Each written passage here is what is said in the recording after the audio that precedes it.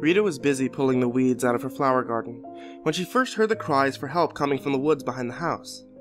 At first she thought that it was just the call of a strange bird. Her hearing wasn't quite what it used to be, after all. She was 57 years old. But eventually she realized that it was the sound of someone in trouble who needed help. Normally she would have gone inside and made her husband Stanley go investigate, but considering the fact that it sounded like the cries were coming from a little girl, she threw caution to the wind and headed into the woods herself. The pleas sounded urgent, and she didn't want to waste time going inside to get Stanley if some little girl's life could be on the line. She knew that he was napping on the couch, and since it was so hard to wake him up, she figured that the poor little girl would probably be dead by the time that he got there. She walked into the woods and headed toward the direction that the cries for help were coming from. Even though she and Stanley had lived near the woods for several decades, she still didn't know them very well. So she started to worry that she would end up lost. The fact that she had a horrible sense of direction didn't help either. More than once, as she trekked deeper and deeper into the woods, she considered turning around and heading back into the house, taking her chances with waking up Stanley. But every time she heard the sheer terror in another of the girl's cries, she forced herself to keep moving forward. She walked for several more minutes and felt a little better about things once she noticed that the girl's pleas were getting louder, which meant that she was moving in the right direction. She only hoped that she would be able to find the way out of the woods later. Having to spend the night lost in the dark, creepy woods didn't sound like much fun to her. And after making her way through a thick patch of trees, she came across a sight that elicited a loud gasp. There was a little girl, around 6 or 7, who had been beaten unmercifully and tied to a tree. Her face was bruised and swollen, her blonde hair stained and matted with blood, her clothes ripped and muddy. Just the sight of the little girl, living proof that someone could do such a thing, made Rita want to cry. She couldn't comprehend how anyone could commit such a horrible act against such a cute and little girl. And the more she thought about it, the more her sadness was replaced with anger. "Oh my God, child," Rita said as she put a comforting hand on the girl's shoulder. "Don't you worry, I'm here. I'm gonna help you. You're safe now." "Please help me," the little girl replied. "I'll get you out of here, and then we'll go back to my house," Rita said, "where it's safe, and my husband Stanley will call the police."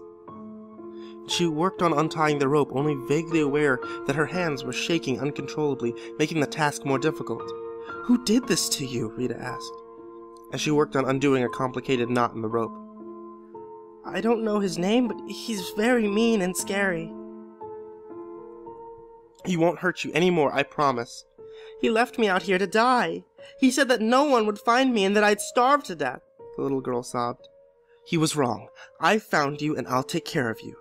"Hurry before he comes back." Rita finally got the knot unraveled and was able to untie the little girl.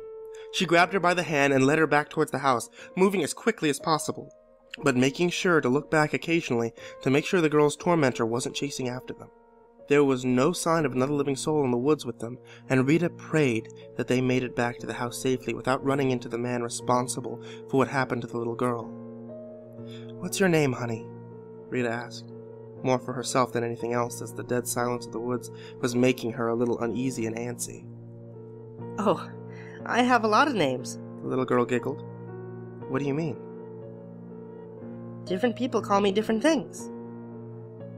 "Why?" "I don't know, they just do," the little girl snapped, making Rita flinch. "Do you always ask so many dumb questions?"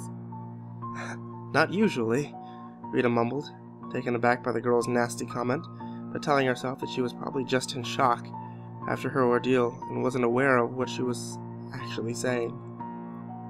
They were almost to the house when the little girl jerked her hand away from Rita and started giggling. Something about the way that she was giggling made Rita uncomfortable, made her skin crawl. She couldn't quite explain it. She knew the experience the little girl had was traumatic, but still, there was something about her standing there giggling that she just didn't like. A cold chill ran down her spine, and for a split second, she felt a nearly irresistible urge to run away from the girl as fast as she could. "Thank you for saving me. There's really something that I need to tell you," the little girl chirped. "What do you need to tell me?" Rita croaked, turning to face her. I was tied to that tree for a reason.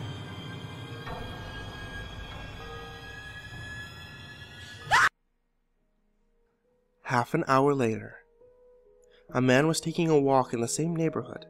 He had woken late from a nap, expecting to find his wife preparing dinner, but instead found the house empty.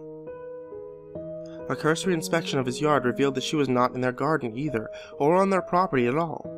And figuring that she had gone out for a stroll, he slipped on his jacket and took off, expecting to catch up with her before long. The man was just turning a corner at the end of their block, near an entrance to the forest that surrounded their neighborhood, when he first heard the cries for help coming from the woods. At first he mistook it for a sort of bird, but then realized it was the sound of someone in distress. Normally he would have gone inside and asked his wife to phone the police before going out to investigate such a disturbance, but as she was nowhere to be found and the cries sounded urgent, he chose to head into the woods alone. He walked into the woods and headed toward the direction that the cries for help were coming from. A few hundred yards in, he came across the source of the cries.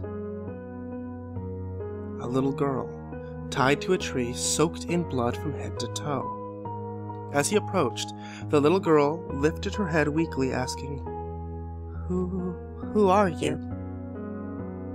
Stanley, the man said. My name is Stanley, and you don't have to worry, little girl. You're safe now. Hold still while I get you down from there.